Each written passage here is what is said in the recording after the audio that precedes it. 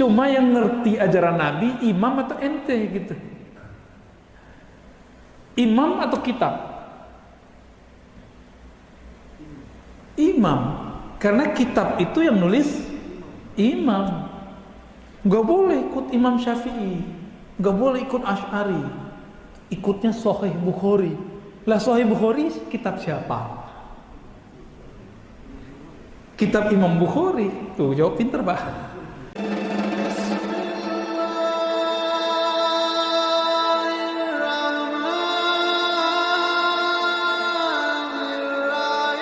Wabarakatuh.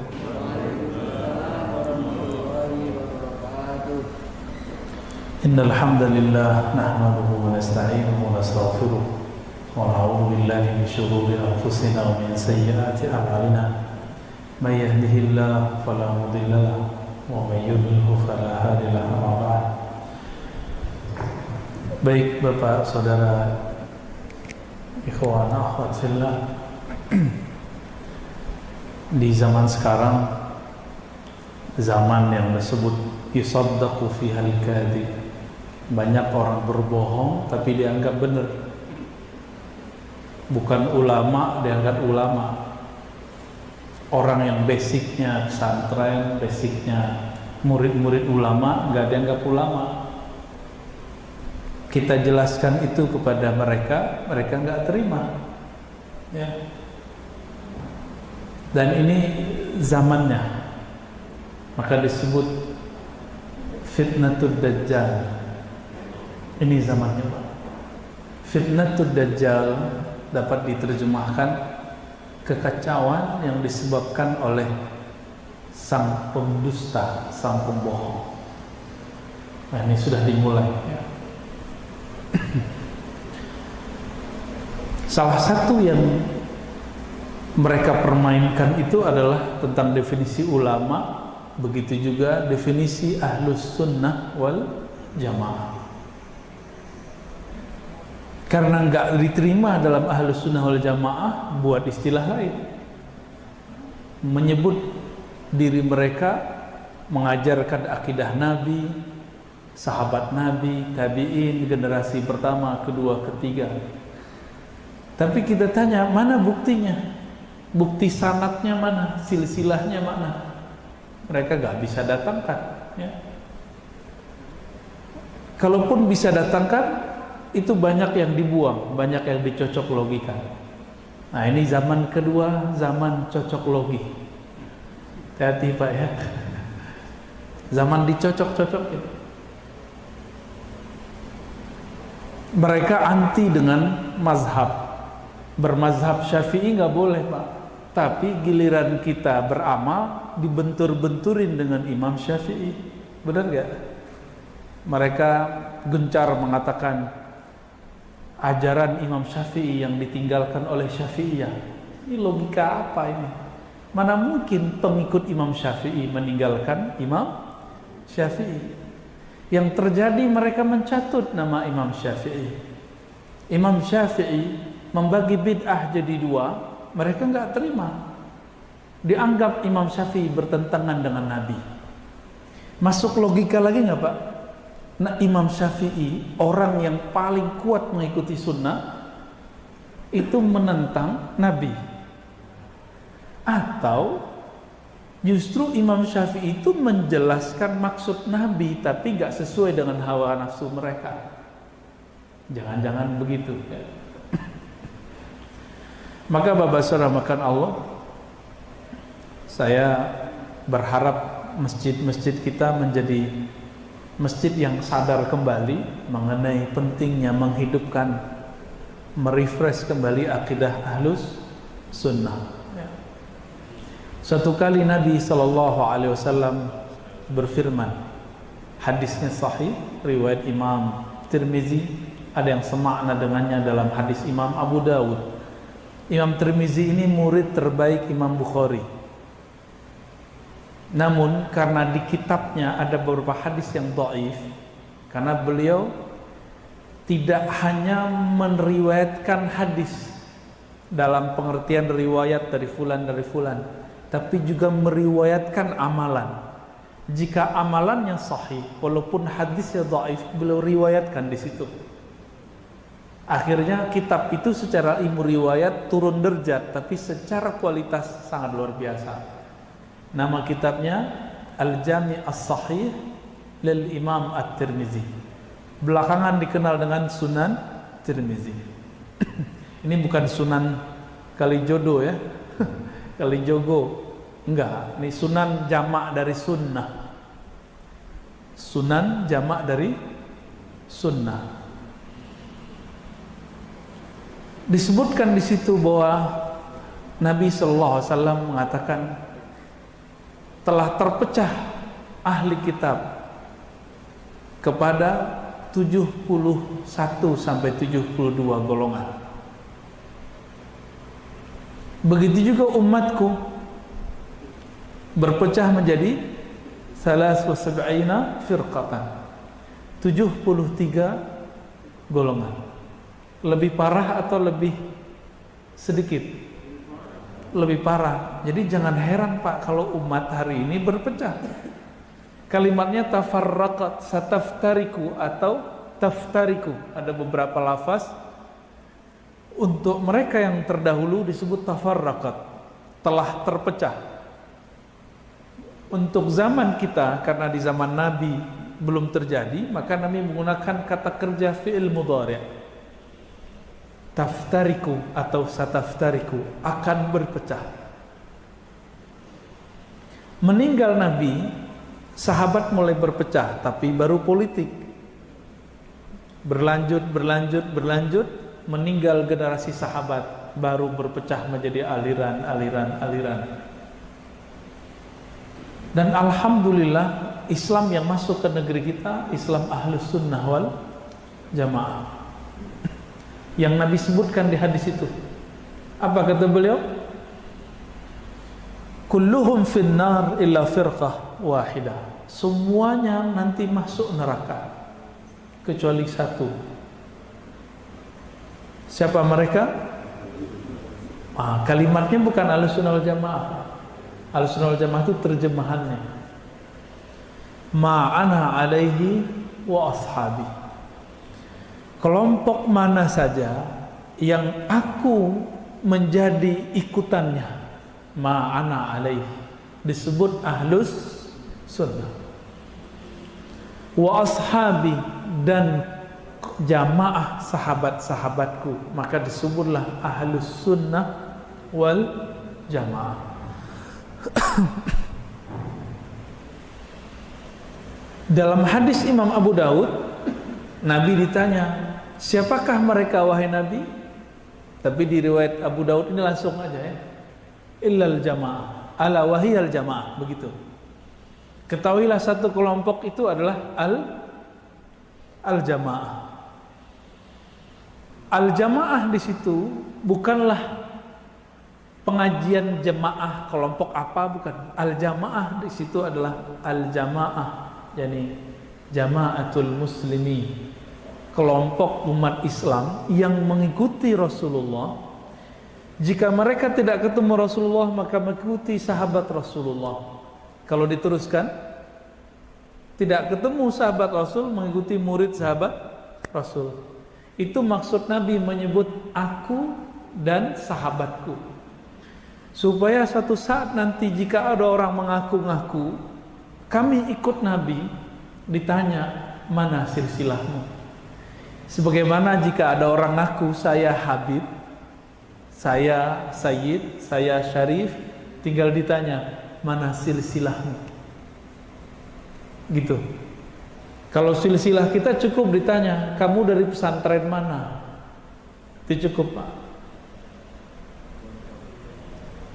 Wah, jangan disebut Pak, karena yang dulu sama sekarang berbeda ya, yang Bapak sebut barusan itu ya. Jangan asal masuk pesantren. Pesantren sekarang udah kesusupan juga.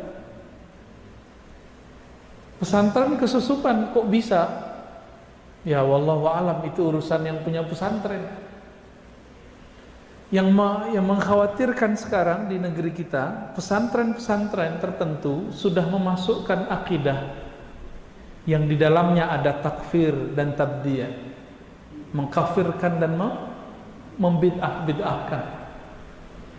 Judul kitabnya Kitabut Tauhid, yang nulis masih hidup salah satu tokoh namanya Saleh Fauzan. Maka tanya itu Pak, mau masukin anak ke pesantren, tanya dulu kitab tauhidnya apa. Jika kitab tauhid ini siap-siap nanti anak-anak kita pulang, kita mulai diragukan sama dia.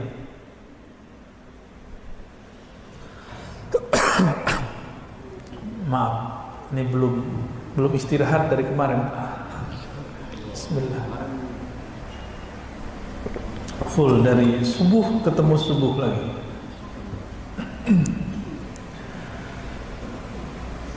Mohon doanya aja Pak ya.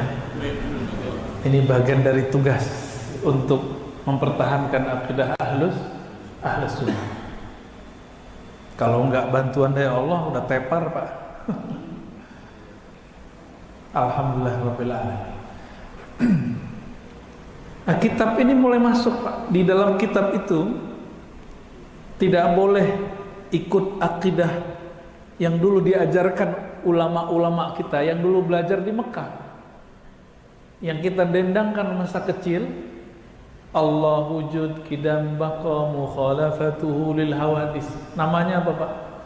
Sifat 20. Itu dilarang sama mereka. Dulu ulama kita ngajinya di Mekah tuh. Dilarang sama mereka sekarang. Dianggap ini buatan Asy'ari, bukan buatan Nabi. Jadi mereka membenturkan ulama sama Nabi. Itu cara cuci otaknya. Yang paling lucu apa? Imam Syafi'i nggak ikut Asy'ari, Bukhari nggak ikut Asy'ari, 4 imam nggak ikut Asy'ari. Yaitu namanya jahilun. Maksud jahilun tuh nggak ngerti sejarah. Duluan Asy'ari itu Syafi'i. Bingung ya? Imam Syafi'i lahir 150 Hijriah. Imam Asy'ari 1 abad setelah itu baru lahir, 250-an. Ya nggak mungkin Syafi'i ikut Asy'ari. Yang paling lucu lagi apa? Rasulullah Muhammad tidak ikut Asy'ari. Itu lebih parah itu Pak. Jahilunnya sudah murakkabun. Logika apa itu yang dibangun? Katanya nggak boleh pakai logika. Katanya nggak boleh pakai ro'yu dan akal. Itu ngakal-ngakali. Ketahuan di situ nggak ngajinya.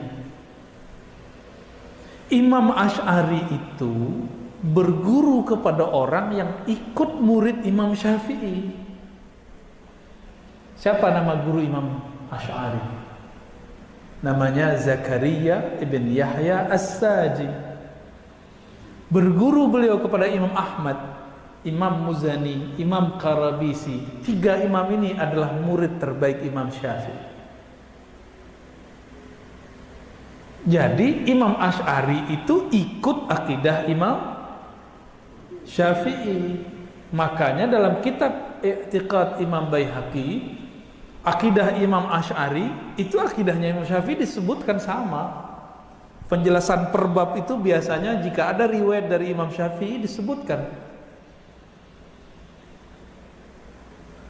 Tapi karena mereka tidak mau tahu, orang kalau sudah benci, apapun kalam kita ditolak.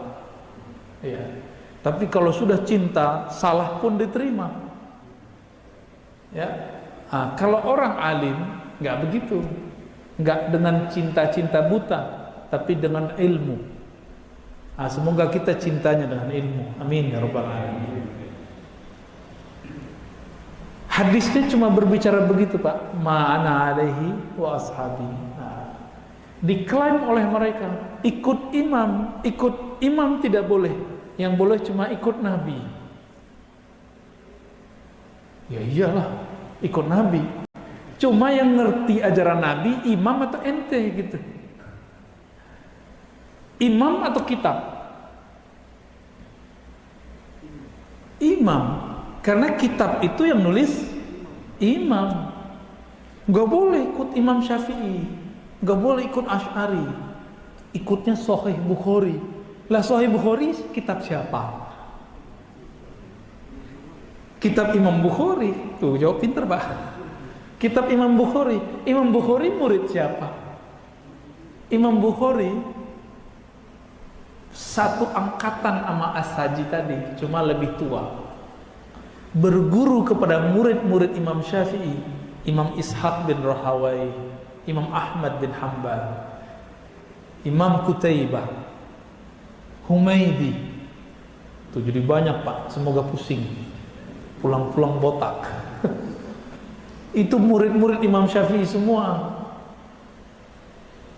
Berarti Bukhari itu bukan sahabat Rasul. Imam Bukhari itu mengumpulkan riwayat dari guru-gurunya, sehingga terkumpullah jumlah gurunya 1.700. Tapi yang dia pakai riwayatnya tidak sampai 1.700. Imam Bukhari jaraknya dengan Nabi jauh sekali. Beliau lahirnya di akhir abad kedua, tahun 190-an Pak, kira-kira 194. Perkiraan, dulu kan gak ada KTP, gak bisa dicek di Dukcapil. Jadi ulama memperkirakan 194 lahir nih. Nabi wafat tahun berapa? Tahun 11. Makanya sekelas Imam Bukhari, supaya sah ilmunya Ahlus Sunnah, beliau mencari guru supaya terhubung kepada Rasul 1.700. Supaya terhubung kepada Rasul. Sekarang mereka muncul mengatakan tidak boleh ikut guru, tapi guru dia boleh. Ya, nggak boleh ikut pendapat Ar-Razi, tapi pendapat Ustadz Fulan-Fulan aja. Ya, katanya ikut sunnah. Sahih Bukhari pun tidak pernah khatam. Katanya ikut sunnah. Sunan Tirmizi pun dia tentang. Jadi nggak punya kaidah yang sahih, yang istiqomah, yang konsisten tuh nggak ada. Maka Bapak yakin nggak akidah yang diajarkan kiai kita yang dulu nyantri di pesantren itu akidah yang diriwayatkan ulama salafus soleh, namanya akidah ahlus. Lalu salaf itu apa Ustadz? Salaf itu sebuah manhaj? Tidak. Salaf itu waktu. Apa arti salaf? Terdahulu. Terdahulu waktu bukan? Maka di dalam teks-teks syarah-syarah hadis, jika dikatakan salafunas saleh, orang-orang terdahulu kita yang soleh, berarti ada salaf yang tidak soleh. Apakah salaf itu satu ajaran? Enggak. Mereka bagi salaf itu sampai 1.300 tahun, bukan 1.300, sampai tahun 300 Hijriah. Kita urai. Imam Abu Hanifah salaf bukan? Lahir, wafatnya aja deh 50 wafatnya. Imam Syafi'i wafatnya 204. Imam Malik 179. Imam Ahmad bin Hanbal 241. Belum nyampe 300 semua. Apa artinya? Imam-imam mazhab mengumpulkan ajaran ulama salaf, hasilnya beda Pak. Imam salaf ngumpulin ajaran salaf, beda. Masjid kita ngikutin salaf Imam Syafi'i, berkunut. Di Masjidil Haram berkunut gak?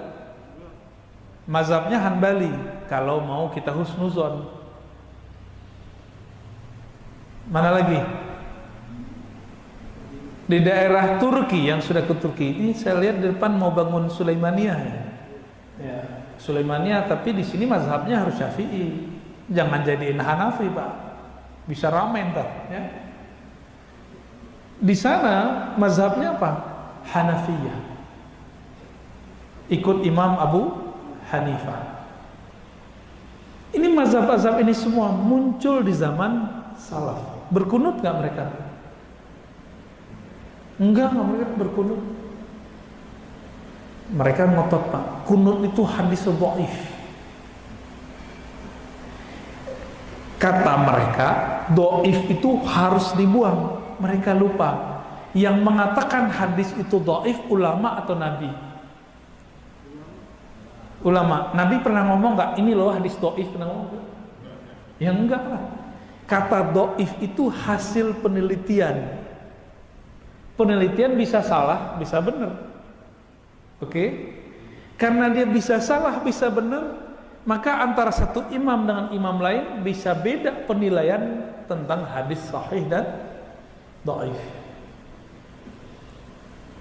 Maka jangan mengkultuskan disahihkan fulan, didhaifkan fulan. Bukan berarti itu benar. Bisa benar, bisa tidak benar.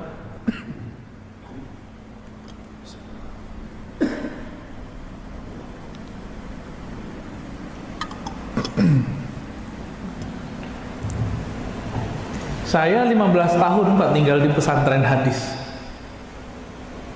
Itu meneliti hadis sahih tidak sahih. Tiap hari kita meneliti. Itu penelitian saya sering beda sama guru saya itu. Saya bilang sahih, guru saya bilang dhaif. Loh, yang pinter yang mana? Ya gurunya lah. Berarti beliau tahu di mana kelemahan penelitian saya. Tapi mereka nggak mau tahu. Kalau sudah disahihkan Albani, maka mesti diterima. Kalau sudah didhaifkan Albani, mesti ditolak. Loh, Albani, Syekh Albani ini manusia setelah Nabi atau di masa Nabi? Tahun berapa Pak dia wafat, Pak? Tahun berapa dia wafat? 99. Tahun 1999. Hitung aja hijriahnya berapa. Dia bilang dhaif. Imam Tirmizi bilang sahih. Bapak ikut siapa? Serius nih? Alhamdulillah, sahih berarti. Tapi mereka sekarang nggak mau tahu. Kalau Albani sudah berbicara, Tirmizi pun dibuang. Sekelas ustadznya nggak ngerti, Pak. Ada ustadz saya tanya, menurut kamu jika ada suatu hadis dha'afahu Albani, sahahu Tirmizi, gitu bahasa Arabnya Pak, sok kerennya gitu kira-kira. Kita nguji dia pakai bahasa Arab saat itu. Apa jawaban dia? Harus ikut Albani. Saya senyum Pak, mau ketawa, tapi gimana? Ya. Kalau kata teman kita gimana? Mau ketawa takut dosa. Akhirnya saya tanya, Ustaz, ente tahu nggak siapa Imam Tirmizi? Ulama. Ulama apa?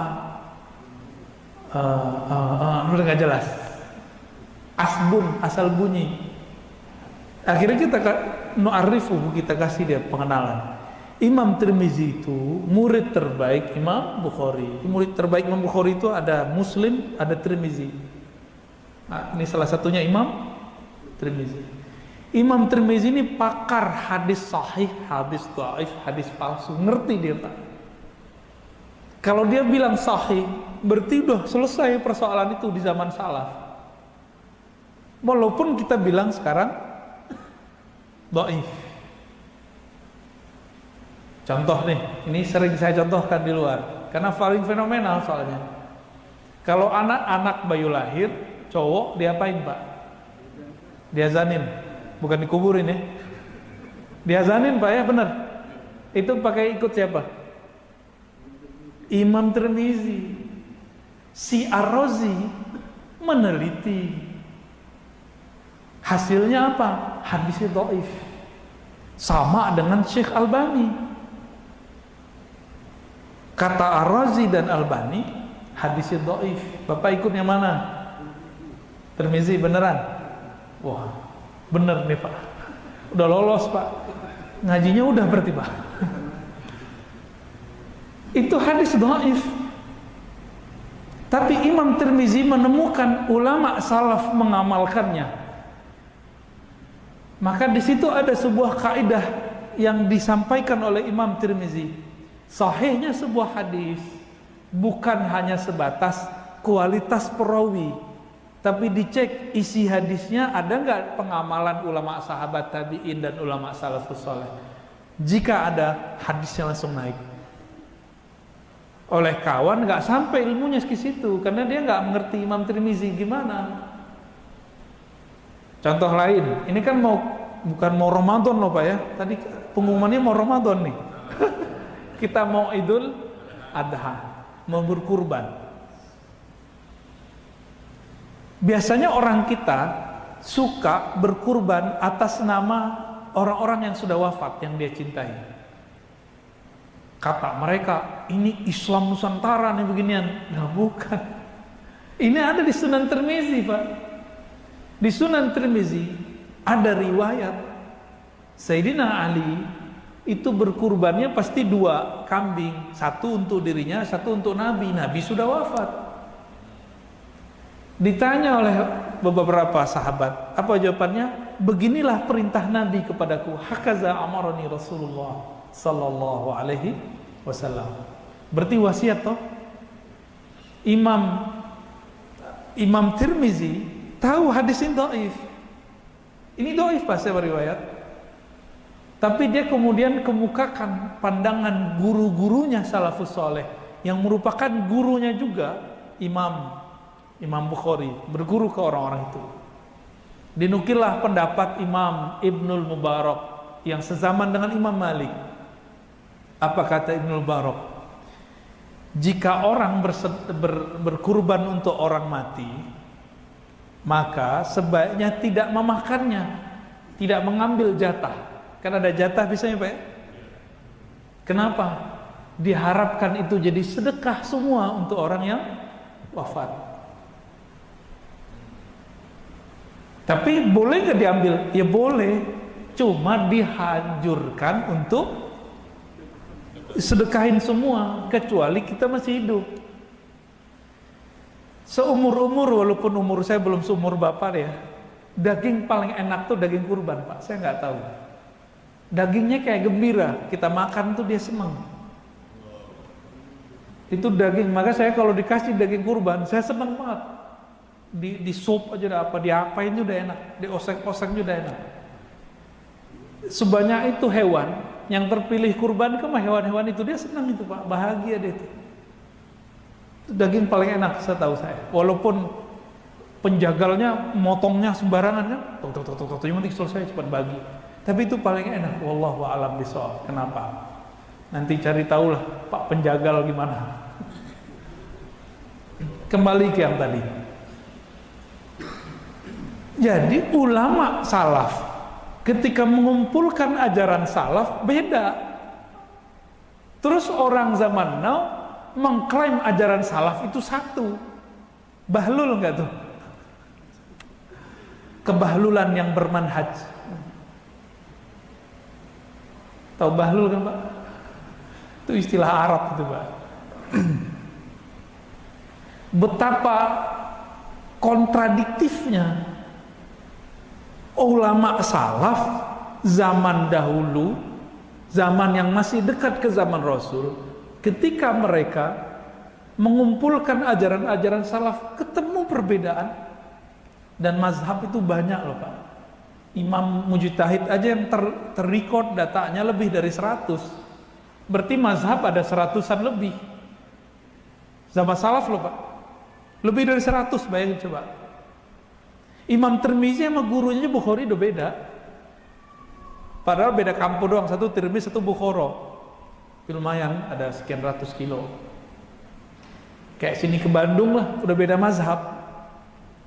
Belakangan beda masjid, beda mazhab. Belakangan lagi satu masjid, beda mazhab. Ya. Oleh mereka semenjak tahun 1924 perbedaan itu ditutup dan dihilangkan. Jadilah sekarang Pak Haji nggak ngerti perbedaan. Awal-awal tahun 70-an 80-an Pak Haji ini belagu-belagu. Di Mekah nggak ada kunut. Emang dia sudah sampai ke sudut-sudut Mekah. Dia kan tahu cuma Masjidil Haram. Di Mekah nggak ada doa jamaah. Emang amalan ahli Mekah dalil? Coba tunjukkan di Quran, di Sunnah amalan ahli Mekah dalil. Nggak ada.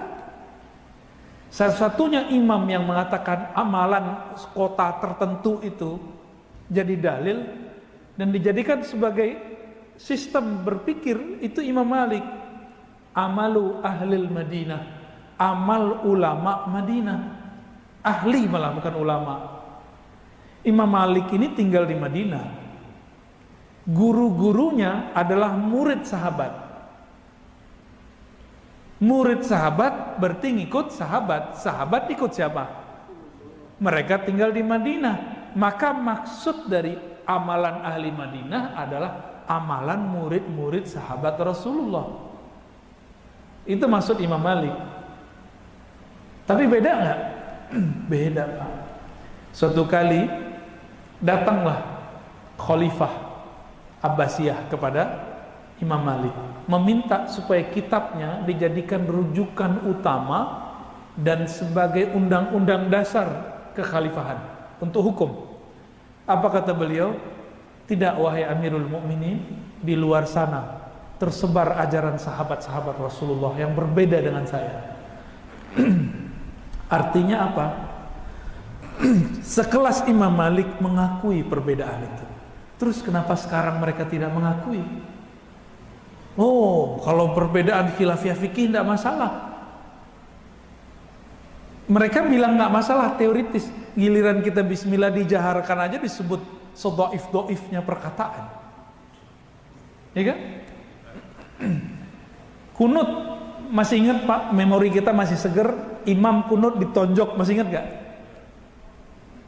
Tarantum ditonjok. Tonjoknya dari belakang lagi, aduh kasihan. Akan ada Pak masa begitu. Semoga masjid ini jadi basis ahlu sunnah nanti. Gak berani disentuh. Bapak-bapak nih mohon maaf Pak ya, udah senior, harus segera turun Pak estafetnya. Ya, harus dikader nih mereka nih ahlu sunnahnya, anak-anak muda. Karena kita nggak tahu virus ini nggak ada ujungnya. Maka ngaji begini saya seneng nih, dijarak-jarak dulu. Nggak apa-apa Pak. Jadi ngaji nggak usah rame-rame amat dulu sekarang. Ya. Sedang-sedang aja. Kita hormati juga. Pak Ustadz saya tawakal, iya, tapi asbab harus diambil. Ya. Jadi jika ikut ahlus sunnah, berarti ikut ulama salafus soleh. Ulama salafus soleh bermazhab nggak? Bermazhab. Berapa sisa mazhab yang masih tersisa sekarang? 4. Maka ciri-ciri orang ikut salaf bermazhab. Ciri-ciri orang ikut salaf bersanad. Ciri-ciri orang ikut salaf, dia siap berbeda. Berarti kalau dibalik gimana? Nomor 3 aja deh. Ciri-ciri orang yang memalsukan nama salafus soleh, tidak siap berbeda. Ulama salaf ketika mereka berbeda, saling menghujat atau saling menghargai. Ciri-ciri orang yang memalsukan nama salaf, mencatut imam salaf, ketika berbeda mereka adu.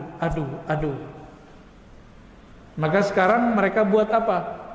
Ajaran Imam Syafi'i yang ditinggalkan oleh Syafi'iyah. Nah ini logikanya kan kacau tuh. Kacau nggak tuh? Katanya nggak boleh ikut Imam Syafi'i, giliran Syafi'iyah nggak ikut Syafi'i dimasalahin. Ya kan? Katanya nggak boleh ikut imam. Sekarang pengikut Imam Syafi'i ada ajaran yang berbeda dengan Imam Syafi'i. Lo nggak boleh. Katanya nggak boleh ikut. Sekarang nggak ikut nggak boleh juga. Terus maunya ente apa? Kita gituin Pak ya. Apa mau dia? Banyak. Jadi ini disebut dengan khalal al-fikriyah. Kejanggalan konsep berpikir. Imam salaf berguru, dia melarang berguru. Imam salaf berguru ke yang berbeda faham, dia mengajarkan gak boleh ngaji kepada yang beda paham. Makanya nggak piknik-piknik. Tapi sekali aja mereka mau mendengarkan kita utuh, mereka akan mulai jatuh cinta, Pak. Insya Allah. Minimal dia mulai syak ragu. Iya juga ya. Jangan ngaku salaf kalau belum kenal siapa salaf. Tinggal kita urut aja, Pak. Berapa nama ulama salaf yang kita kenal? Buktikan, hafal nggak tarikh wafatnya? Minimal hafal nggak dia murid siapa, guru siapa? Baru klaim ikut salaf. Tahu-tahu salafnya atuh doang. Imam Ahmad bin Hambal. Imam Ahmad bin Hambal bariun anhum, terbebas dari mereka. Imam Ahmad gak ada hubungan sama mereka. Apa sebab? Mereka melarang, Pak, sekarang membacakan Al-Quran untuk orang mati. Imam Ahmad nyuruh. Gimana? Pengikut Imam Ahmad tidak mempermasalahkan tawasul. Mereka menganggap tawasul syirik, ya kan? Imam Ibnu Qudamah bolehin tawasul. Mereka nggak puas. Catut aja tuh nama Syekh Ahmad Khatib Al-Minangkabawi yang dulu jadi gurunya Syekh Ahmad Dahlan, Syekh Hashim Asy'ari, Syekh Sulaiman Rasuli kalau di Sumatera. Itu mereka berguru ke Syekh Ahmad Khatib Minangkabawi. Dicatut, Syekh Ahmad Khatib Minangkabawi adalah seorang salafi. Ya udah, kalau begitu kita terima dulu, Pak. Baik. Kita buka kitabnya. Di semua kitab beliau ada hasyiah warakat, ada kitab tentang zikir, ada kitab tentang fikih. Beliau bertawassul kepada Rasulullah sallallahu alaihi wasallam. Gimana kalimatnya? Bijahi Sayyidina Muhammad. Dengan jah tuah Nabi Muhammad kami bertawassul. Berarti salafnya Ahmad Khatib Minangkabawi kita habis sebut begitu, Pak, dibuang tuh nama Syekh Ahmad Khatib sama dia. Imam Masjidil Haram di zamannya. Begitu mereka ngambil sesuatu sesuai dengan hawa nafsunya. Jadi gimana, Pak? Tambah mantap nggak nih mau berakidah Ahlussunnah? Tambah mantap nggak nih mau bermazhab Syafi'i? Jadi pada hakikatnya ikut akidah Imam Asy'ari, ikut mazhab Syafi'i, itulah ajaran salafus saleh. Itu sebenarnya karena ada riwayatnya, ada sanadnya yang menjamin. Minimal Bapak tahu aja nih kiai saya murid dari, misalnya kalau orang Betawi itu ngikut siapa dulu yang kiai Betawi di Jakarta Selatan? Buya Syafi'i Azami. Itu kan ngajinya ke Syekh Abdul Majid dulu ya, ke Syekh Marzuki, ke Syekh Yasin Al-Fadani, ternyambung udah ke Rasulullah udah. Atau misalnya tamatan pesantren tradisional, namanya Salafiyah juga ya, di Jawa, udah ketemu tuh langsung ke Syekh Hashim Asy'ari. Atau kalau di Sumatera Tarbiyah Islamiyah Sulaiman Rasuli, Syekh Sulaiman Rasuli. Kalau di Aceh Kedayah Syekh Mudawali. Kalau di Sulawesi ada, Pak, namanya Al Khairat, itu Habib yang langsung bawa. Marganya seingat saya Al Jufri. Nama komunitasnya Al Khairat. Di Jakarta ada muridnya perempuan. Muridnya langsung tuh. Saya ingat saya murid langsung ya. Profesor Dr. Huzaimah. Rektor IIKI sekarang. Udah sepuh juga, Pak. Masih aktif, diberkahi Allah hidupnya. Sama akidahnya semua. Di Lombok ada namanya NW. Jadi kalau di Jawa ada NU, di Lombok ada U-nya double, namanya W. Nahdlatul Watan. Syekh Abdul Majid juga namanya. Itu semua akidahnya sama. Sama semua. Bapak kalau kurang percaya kita cek. Di Mekah sebelum ada sekarang, Saudi sekarang, sudah ada satu madrasah namanya Saulatiyah. Saulatiyah ini didirikan oleh ahli hadis asli India, tapi ngomongnya Arab. Dulu masyaikh kita belajar di sono. Akidahnya apa salat ya? Sifat 20. Ya. Asy'ariyah, Maturidiyah. Bedanya mazhab mereka Hanafi. Gak yakin juga nggak apa-apa. Bapak tahu Al-Azhar nggak? Tahu Al-Azhar? Bukan Al-Azhar Kebayoran, Pak. Al-Azhar yang ono, yang Mesir. Ya, Kairo. Itu akidahnya apa? Mazhabnya 4 tadi, Syafi'i salah satunya. Akidahnya apa? Asy'ariyah. Gitu. Gimana? Tambah yakin nggak? Bapak nggak yakin ke Afrika Utara, ke Tunis, Aljazair, sama. Ada di situ Imam Ibnu Ashur udah wafat. Akidahnya Asy'ariyah. Bermazhab Maliki. Nggak percaya juga ujung Maroko sono ada Syekh Talidi baru wafat. Syekh Abdullah Ghumari, ya. Mereka bermazhab Maliki. Jadi mau kemana kita pergi? Itu semuanya orang bermazhab dengan salah satu 4 mazhab tadi. Nah sekarang ini mau dibongkar sama mereka, ya. Langsung saja ke Sahih Bukhari. Lah turun pangkat namanya Pak. Imam Bukhari muridnya imam yang keempat Ahmad bin Hanbal. Paham di situ ya? Ya, semoga ngebul. Tapi asik ya.